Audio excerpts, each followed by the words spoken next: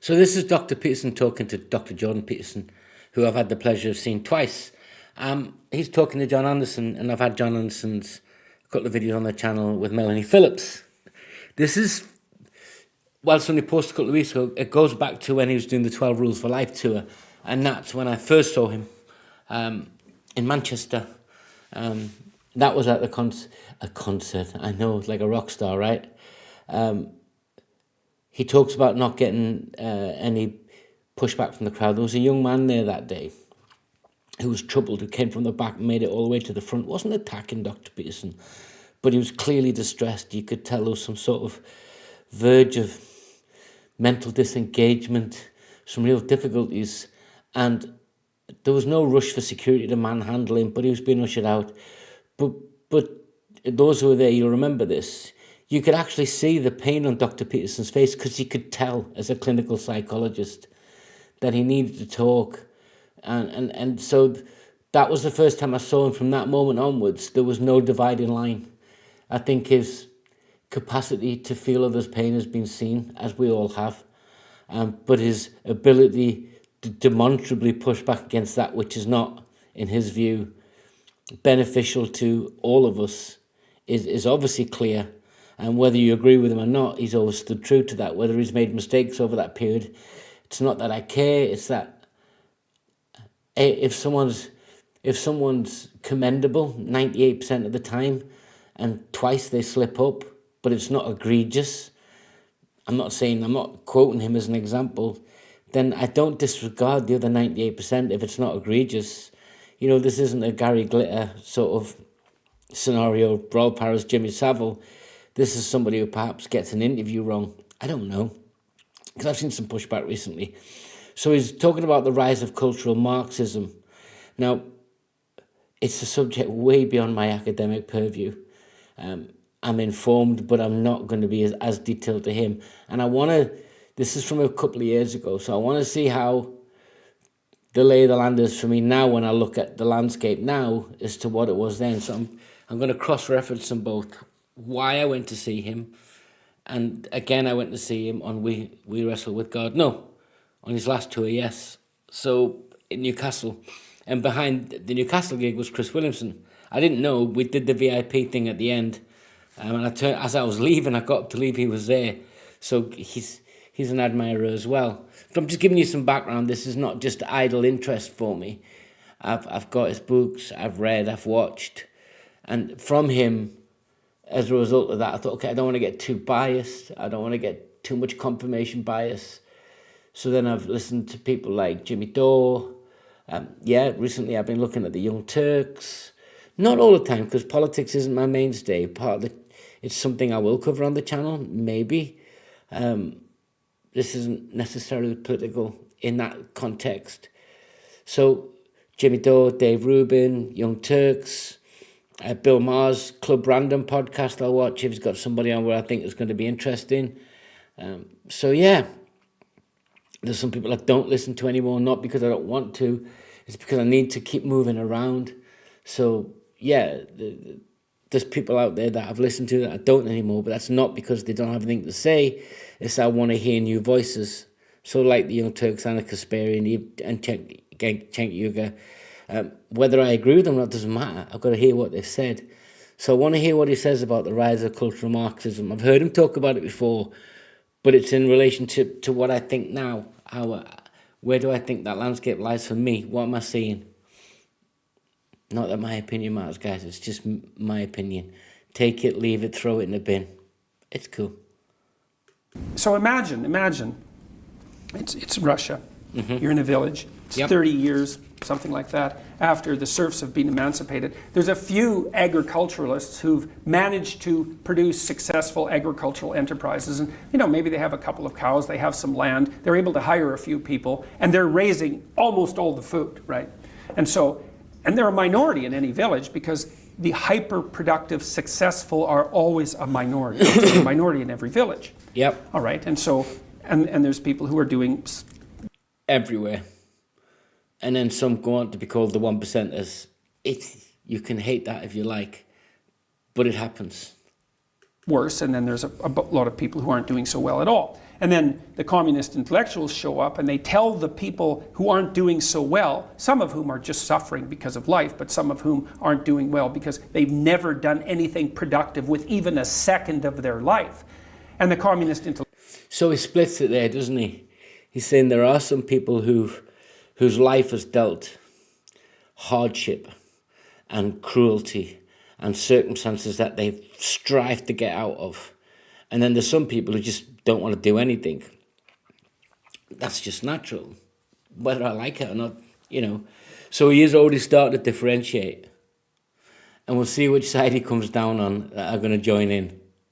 Intellectuals come in and say, you know those guys that are doing so much better than you?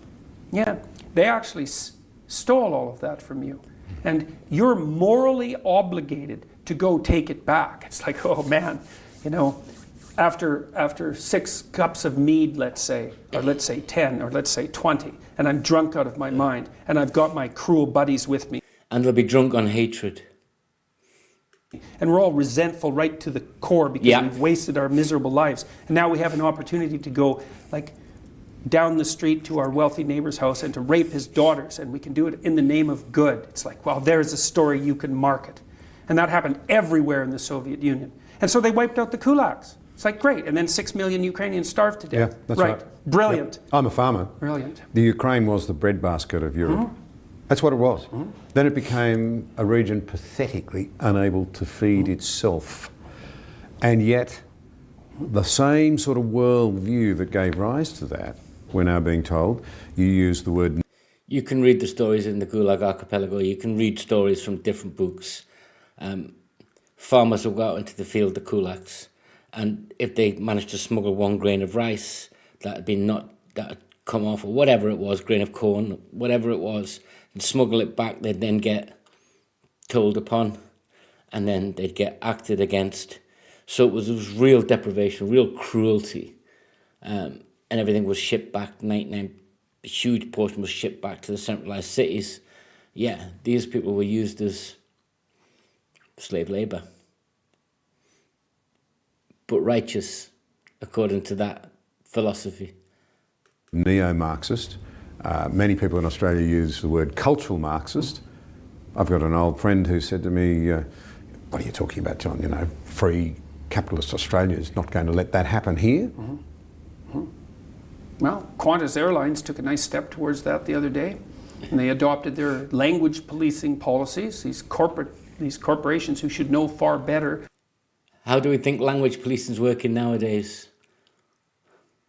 Over the last 3 years, what's the tide swing against it? I've seen people talk about this pendulum left, pendulum to the back to the centre, pendulum right, far right, back to the centre. It needs to sit in the centre and all those things. What's the pushback been against this attempt to hijack language? That's still going on. Let these far left fifth columns into their organizations. They think they're not going to pay for that. They think they're going to stop with some demands for the reconstruction of language. Not like the demands for reconstruction of language, by the way, are trivial. They're maybe the most important thing you could possibly demand, right? I want to reshape the way you speak. I want to He came to, we all know his backstory, the prominence he gained with Bill C-16, which was about this. He's literally still, he cross-references that in this. Well, he's not cross-referencing directly, but it's there. He started off by saying, you change language, you change everything. Reshape the way you think. It's like, well, that's okay, as long as it doesn't interfere with the bottom line. It's like, it'll interfere with the bottom line. You let that fifth column in. CEO of Target, I've just seen on the news, he's been sacked today. So yeah. It's a warning to corporate people. You let that fifth column in, man, you're going to regret it. You're going to regret it. So, Jaguar, so many others, Bud Light, the Anheuser brand. This was all before that. Before all of these events that happened, this is what he's saying. You let it in, you're going to suffer. Your bottom line's going to get hurt whether you like it or not. Embrace it at your own peril, basically. So, and things can turn on a dime, you know, a very well-organized minority, even if the majority opposes them, and they do, a very well-organized minority can have an unbelievably pernicious effect on an organization. Margaret Mead's made that point. Society's changed direction when a small group of people decide to change its direction. That's the way history works. Well, that's what happened in the universities. Let's come back. And it prevails when good men do nothing. I'm stealing, but you know what I mean. This issue of the redefining of language, it seems to me that there are two things that people who want to reshape society in brutal ways do. The first is they start to silence good debate, either silence it or shut it down or whatever. Second thing they do is they redefine language so it's very hard to have a debate. Well, John, you know, the silencing of good debate, if they don't see it as good debate, fundamentally, philosophically, if they feel it, it's visceral to them that what you're saying is so abhorrent to them because they're ideologically captured, cultural Marxism, then to them it's not good debate. That's the point. So diversity, actually, I mean, there's no other way to put it. In this country, it's rapidly coming to mean a stifling conformity. You dare not deviate from the line. And you see it with a whole lot of other words that are bandied around. Then Elon Musk bought Twitter. Equality being one of them. Yeah. Because it's confused. Equality of opportunity is confused with equality of outcome. Well, the initial wedge was equality of opportunity, and then that flew, and so, well, no, it's equality of outcome. That's equity. And that's, I cannot believe how rapidly that idea, which is the ultimate and terrible ideas, I can't believe how rapidly that spread and how little people criticize it. Well, that's because to uninformed analysis, it sounds good if you're feeling careless. I mean, Dr. Peterson has to say, I can't believe, but I think in all of his conversations, he does understand why. He does tell you why. He's using that statement to sort of get his point home that it's so frustrating to him, he can't believe it. He does believe it. He understands it. He can intellectualize it. He can communicate it to us. So he has to make that point. Compassionate. Because you go back to the Ukrainian example, in destroying the leading edge farmers, you actually guaranteed misery for everyone. Yeah. Oh, unbelievable. People were selling human body parts in the Ukraine for food. You know, it was, if you were a mother and your children were starving and you went out into the fields after they were harvested. That's happened elsewhere in other countries. Do your research. But it's not, whilst it's not common, it's not unusual historically for that to have happened. And you picked up individual pieces of grain that the harvesters had left, there and you go. Didn't turn them over to the state. That was a capital offense. Yeah. Right. That was, and the documented. This isn't hyperbole, it's documented. And yet, people want to deny that happened. Or it was an exaggeration of the principle. No, it was the principle. That's what he's trying to tell you. Funny thing is, that was in the glory days of the Russian Revolution, right? That wasn't in the 1950s. That wasn't in the 1930s even. That was in the 1920s. That was right when this started. And I think it was Malcolm Muggeridge who was reporting on that for a UK newspaper whose name escapes me at the moment. He was pointing all of this out, you know, and no one paid attention to it. No one paid attention. Towards the end of his life, he warned that the West is in danger of eating itself out from within. And I wonder whether, in fact, he wasn't being very prescient. And you and I want to stop that happening for the sake of our young people, as much as anything else, for the sake of everyone. We went down that pathway already. It's still ongoing today, guys. Tell me in the comments where you see this, and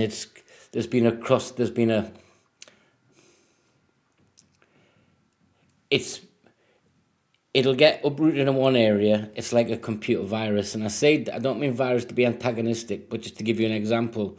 Once you get rid of this in one area, it'll migrate to another area and take root and develop its strength and its communication and everything in that area. So where else is it happening in society today? We don't need to do it again. We've tried it.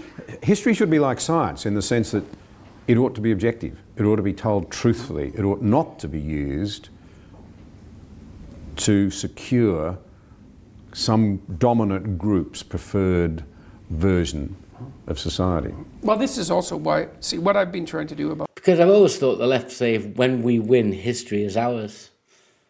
And I'm relatively uneducated, guys, but I've always, when I've really thought about it, I thought, why did they keep doing this? Why do they want to rewrite history?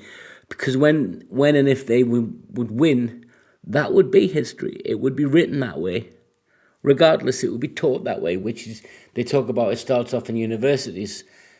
That's the objective of it all, erase it. So, and remember, I did one the other week where they were tearing down the posters of Israeli hostages because they want to rip it out. This is the same principle. That's what I've gleaned from it. Whether or not they mean that, I don't know. I'm not as versed or as academically able to fully abstract it out. About this, because I thought this through a long time ago. I thought, well, I think the group identity game ends in blood. Doesn't matter who plays it. Left-wingers play it, blood. Right-wingers play it, blood. And lots of it. Fascism, everything, You can't play the identity. So the identity game doesn't matter if it's on the left or the right, or the fascistic right, whatever you want to call it. The ultimate conclusion to it all is lots of bloodshed. Lots of bloodshed. So whilst we're talking about the left, history tells us not to be immune to the right either, and deservedly so. The far right, the extremists who take everything away from where it belonged. Yeah. The politics game. Well, so what do you do instead? You live the mythologically heroic life as an individual. That's the right place to work. And that's the message of the West, as far as I'm concerned, is that the Jungian archetype, we figured that out. We figured out that the collective identity was not the pinnacle statement. No. That the individual, not that collective identities have no value. Obviously, family has value and your organizations have value, all of that. That's not the issue. The issue is what's the paramount. Collectivism is driven, for me, it's always been about individuals. So where I work, each individual, it's obvious, guys, you know that. Anyone knows that. If you go and do a job, and it requires 15 people to do it, but only 6 are getting involved, then it's twice as much work and more for each individual. And then it creates just chaos. So yes, community, not collectivism in the Marxist sense, but a collective identity is important, but it is really driven by the individual desire to get things done, to be something, to achieve something. Doesn't matter what it is, When you achieve something in a day, if you wake up and say, I want to get that done today, it doesn't matter if it's 10,000 steps, 2,000 steps, reducing your cigarette intake from 20 to 13, reading 2 pages of a book that you've always struggled with, saying hello to someone and meaning it, and how are you, and meaning it. That journey of those little achievement steps, I think he's talked a lot about that. I'm only paraphrasing him here. This isn't, but inherently at your core, if you're open to understanding things, you know that it's about that. It's about the mythological, paramount value.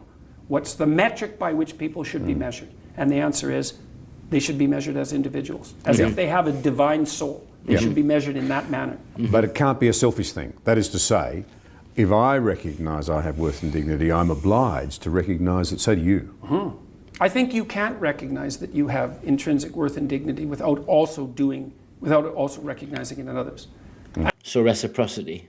But when it's mutual, when it's earned, when both people can see that they're both striving to achieve something, then you get that mutual respect.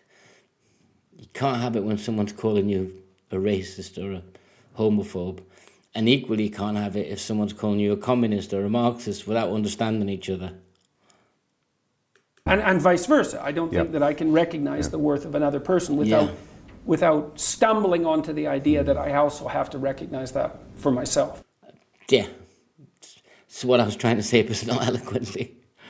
When did you think, well, everyone would want that, but people don't, because you're also charged with the responsibility of your own care, as if you matter.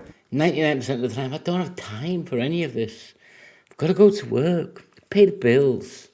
I've got to be responsible for myself. I've got to be responsible for those around me, and they're responsible for me. In that environment, it's hard work, but at least you understand there's a common goal. There's mutual respect. It doesn't always work. You're going to get conflict. People will disagree with each other. But when you're able to discuss stuff, it works out, guys. Everyone knows this. I'm not saying anything new here. But when you live it unconsciously, then someone comes out like Dr. Peterson in the modern era and tells you that what you're doing, if that's what you're doing, it's great. Keep pushing forward. Carry the biggest load you can carry. You know, he references to the cross. You know, strive for that, you know, that hero's journey, and it's going to be hard, but it's going to be more bearable than what if you don't. But does that mean I don't lack empathy? That you can't lack empathy? That you can't live in a state which has an understanding that those who fall on hard times need support to get out of them? Yeah. It's just, I feel the modern left, the radical left, has just disregarded any empathy that society had and said it's not enough. Not only are you not empathetic, you're an oppressor. Because you've been successful, we want to hate you, to tear it all down. How they do that, taxes, whatever, change your language, doesn't matter. But I was just trying to live that life, and it's not perfect life, trust me, Jesus. I've made more mistakes than anyone cares to mention. I don't always learn by them, but I try. Have I done the same thing over and over again wrong? Yep. Is that a definition of insanity? Yep. But I'm able to compartmentalize it, and I know vast majority of you, swathes of people will go, well, yeah, of course, I have to pay my bills. Have I fallen on hard times where I've not had a job and I've been living in a one room in a house that was renting the room? Yeah, 100%. It's not a sob story because I'm not the only person who's lived that way. Millions. Now, today, people are striving to get out of situations that they might have had no control of how they got into it, but they're going to get out of it. So I'm not unique, but I'm unique to me. Yeah.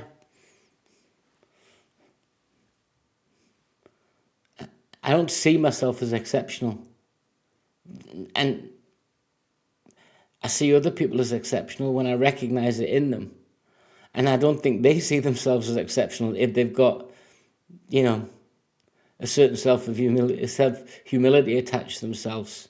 They may recognize they're doing something good, but, athletes will say I'm the best and all of that. They might be the best at sport, but they won't tell you they're the best human being. I hope they don't. And those that do, we find out pretty quickly they're not. Well, that's a big responsibility. It's a lot easier to assume that everything is pointless. I mean, that's painful and all of that, but, well, you don't bear any responsibility there. And no one lives that way. No, well, not for long. Yeah, that's what I was trying to say. You can't live in that condition, because that is depression. That is horrible. I don't know. I look back at this when I first went to see Dr. Peterson, and the second time I went to see him, and why I've gone on to watch people like the Young Turks. Sometimes I want to scream at this when I'm watching them, and sometimes I go, that little bit you said there, yeah, give me that, I'll understand that. So, and I'm sure it's the same with them when they hear people like me who are leaning on some issues and sort of left on others. It can't all be left, and it can't all be right. It's literally. It's refreshing to remind myself that my views haven't changed, that there is things in society that are, at least now, being pushed back against. But how far will we push that pendulum? Will we end up with over-radicalization? Don't know. Better minds than me are working on it. Put yourself in the comments, guys, and let me know what you think. Subscribe. I appreciate it. The channel's new. I'm not new to YouTube. I do other things, but don't want to talk about other channels. I don't want you to go there. If you're here, it's because you're here for this. Till next time, guys. Take care.